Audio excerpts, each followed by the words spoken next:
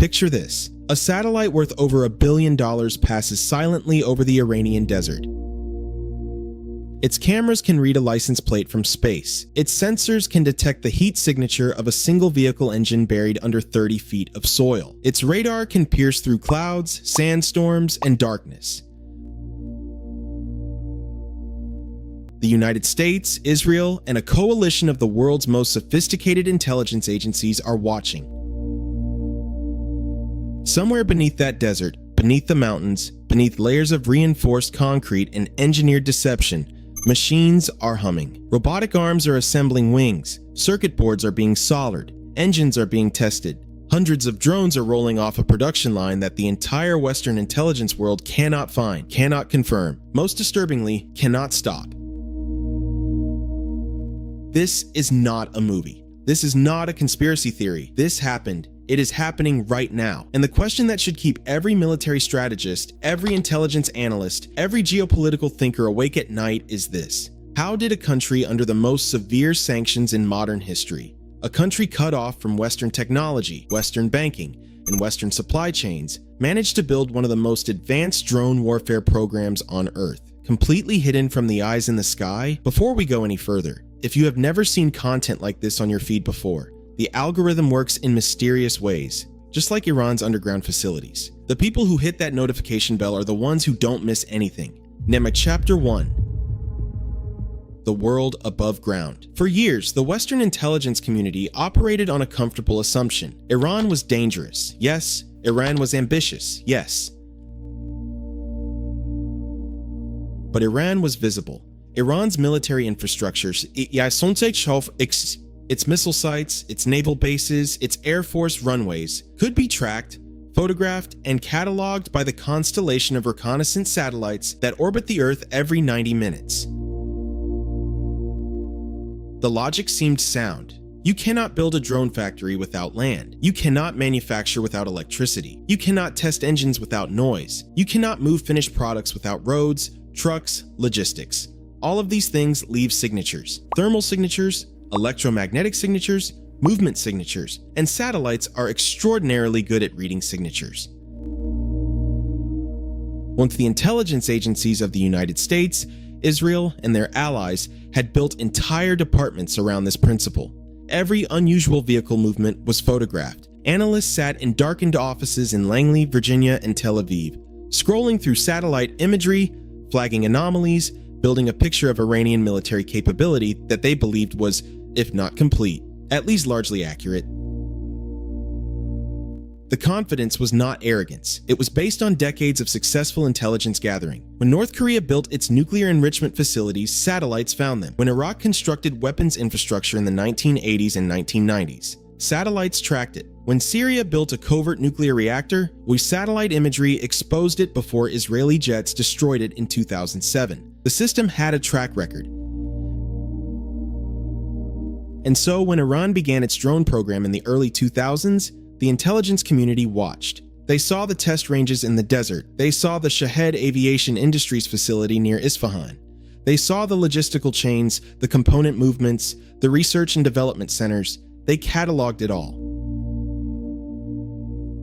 What they did not see, what no satellite revealed, what no human intelligence asset confirmed until the drones themselves began appearing on battlefields, was the layer beneath the layer, the world underground. The factories buried so deep, so cleverly, so methodically beneath Iranian soil that they existed in a kind of permanent intelligence blind spot. Chapter 2. The Architecture of Invisibility. Here is where it gets genuinely extraordinary from an engineering and strategic perspective. Building a facility that cannot be detected by modern satellite surveillance is not simply a matter of digging a hole and putting a roof over it. It requires solving an interlocking series of technical challenges, each of which would individually require significant expertise, and which together represent one of the most sophisticated programs of military concealment in history. The first challenge is heat. Manufacturing facilities generate enormous amounts of thermal energy. Electric motors generate heat. Welding generates heat, computer systems generate heat. Modern reconnaissance satellites carry thermal infrared sensors capable of detecting temperature differentials of fractions of a degree. whereas a conventional underground factory would create a detectable thermal bloom on the surface above it. Soil warmed from below, Iran solved this in multiple ways simultaneously. The facilities were built at extraordinary depths, not the 10 or 20 feet of a simple basement, in some reported cases over 150 feet below the surface. At those depths, the thermal signature of internal operations is almost entirely absorbed by the surrounding rock and earth before it can reach the surface. The earth itself becomes the insulator. But depth alone is not enough. Ventilation systems, essential for any inhabited facility, must bring air in and expel exhaust air out. Every ventilation exit is a potential detection point. When Iranian engineers designed dispersal systems that spread exhaust heat across vast surface areas, using natural geological formations, caves, rock fissures, dry riverbeds as diffusion channels, falling below the detection threshold of orbital sensors. The second challenge is construction. You cannot excavate hundreds of thousands of cubic meters of rock and soil without creating an obvious surface disturbance. The removed material has to go somewhere. Movement of thousands of trucks, each carrying excavated rock from a hidden site, would appear in satellite imagery as a textbook indicator of covert construction. Iranian engineers studied the problem and chose their locations with surgical precision. Many of the underground facilities are located inside existing mountain ranges in the Zagros and Alborz regions, where Iran's geology provides natural cover. Tunnel boring was conducted from existing cave systems, extending and expanding natural cavities rather than creating entirely new excavations. Spoil: the excavated rock was removed gradually over years, mixed with the ordinary movement of construction traffic in surrounding areas, and in some cases used legitimately in surface infrastructure projects as aggregate. The movement was hidden in plain sight, buried within the noise of ordinary regional development. The third challenge is power. A factory requires electricity, substantial, reliable, continuous electricity. Grid connections to underground facilities would appear in surface infrastructure surveys. Iran addressed this through a combination of direct underground power generation, diesel and gas generators installed within the facilities themselves, and through deeply buried conduit connections to the national grid, routed along existing geological features that obscure them from ground-penetrating radar systems. Stop for a moment and ask yourself something. Think about the resources, the planning, the decades of patience this required. Does this sound like a country that stumbled into a drone program by accident, or does this sound like a country executing a long-term strategic vision that most of its adversaries fundamentally failed to understand? The fourth challenge, and perhaps the most elegant solution in the entire program, is electromagnetic silence. Every piece of electronic manufacturing equipment radiates electromagnetic signals. CNC machines, welding systems, computer networks, communication systems, all of them emit signatures that specialized surveillance satellites and aircraft can detect and map. An active electronics manufacturing facility has a distinctive electromagnetic fingerprint. Iranian engineers implemented Faraday shielding principles at the facility level. Combined with the sheer depth of the facilities, the electromagnetic signatures of manufacturing operations are reduced to levels indistinguishable from background geological interference. The cumulative effect of these measures is a facility that, from the perspective of orbital surveillance, Chapter 3. The Shahed assembly line. Let's talk about what is actually being built inside these facilities, because the drone program itself is as remarkable as the infrastructure that produces it. The Shahed 136, the drone that first brought global attention to Iran's program when it appeared in large numbers over Ukrainian cities and military infrastructure beginning in late 2022, is deceptively simple in design. It is a delta-wing loitering munition, roughly the size and shape of a large model aircraft, powered by a small piston engine carrying a warhead of approximately 50 kilograms. Its unit cost is estimated at between $20,000 and $50,000, a fraction of the cost of the cruise missiles and air defense interceptors deployed against it. But simplicity in design does not mean simplicity in production. The Shahed 136 requires precision manufacturing across multiple subsystems. The guidance system, an inertial navigation package combined with satellite positioning, requires sophisticated electronics manufacturing. The warhead requires access to specific explosive compounds. The airframe requires composite material fabrication. Under maximum sanctions pressure, with access to Western technology components essentially eliminated, Iran built supply chains for every one of these subsystems through a combination of domestic development and procurement through third-party intermediary networks spanning Russia, China, the Gulf states, and Southeast Asia. Use components that cannot be sourced directly are reverse engineered from captured examples or developed domestically through Iran's substantial inequality and chronically underestimated engineering and scientific base. The production system inside the underground facilities operates on a modular basis. Different facilities specialize in different components. Engines are produced in one location. This dispersal serves a dual purpose. It protects the overall program from the destruction of any single facility. And it makes tracing the production chain exponentially more difficult for foreign intelligence services trying to understand capacity and output. Chapter 4.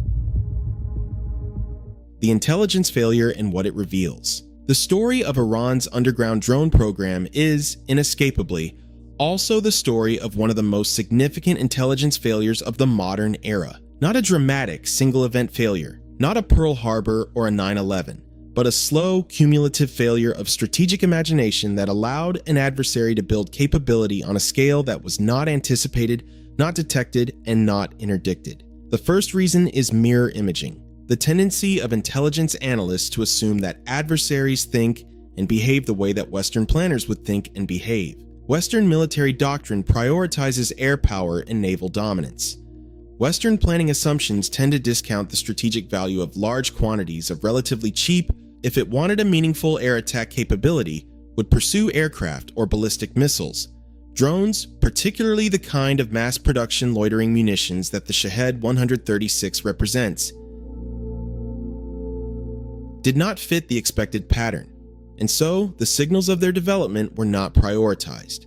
The second reason is collection bias. Intelligence collection is not random. Resources are directed toward anticipated threats based on existing understanding. If analysts do not expect underground drone factories, they are not specifically tasked to look for them. The satellite passes happen, but imagery without analysis is noise. The analysts looking at Iranian desert terrain were not specifically searching for the geological and thermal signatures of deeply buried manufacturing facilities. Not because deeply buried manufacturing facilities were not in the threat model. The third reason is the sheer patience of the Iranian program. Intelligence analysis has time horizons. Attention is directed toward immediate and near-term threats. A program developed over 15 or 20 years, with construction conducted incrementally, components moved in small quantities, and operational capability concealed until the moment of deployment, is extraordinarily difficult to track through analytical systems optimized for faster-moving threats. And the fourth reason, perhaps the most uncomfortable for Western intelligence establishments, is that Iran has invested enormously in counterintelligence and counter-surveillance specifically because it knows it is being watched. The program was designed from inception on the assumption that satellites were overhead, that communications were being intercepted, that human intelligence assets were attempting to infiltrate the relevant organizations.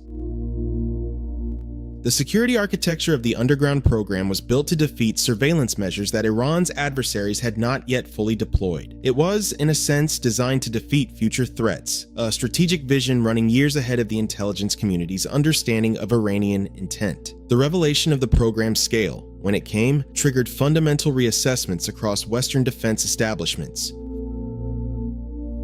Force planning assumptions were revised. Drone defense procurement was accelerated. Doctrine was rewritten.